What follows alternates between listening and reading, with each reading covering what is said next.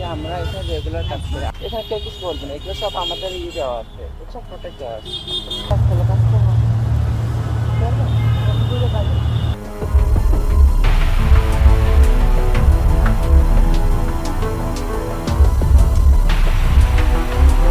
অপরাধ যেন রাজধানীর প্রতিটি শিরায় শিরায় পৌঁছে গেছে। এমন কোনো অপরাধ রাজধানীতে নেই যেগুলো লোকচক্ষুর অন্তরালে ঘটছে।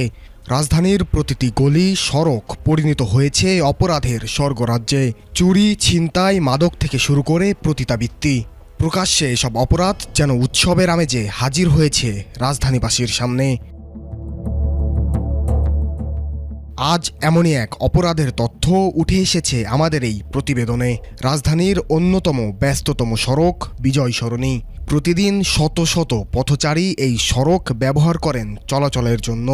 ঠিক এই স্থানে কিছু তৃতীয় লিঙ্গ কিংবা হিজড়া জনগোষ্ঠী প্রকাশ্য সড়কে তাঁবু টানিয়ে করছেন পতিতাবৃত্তি।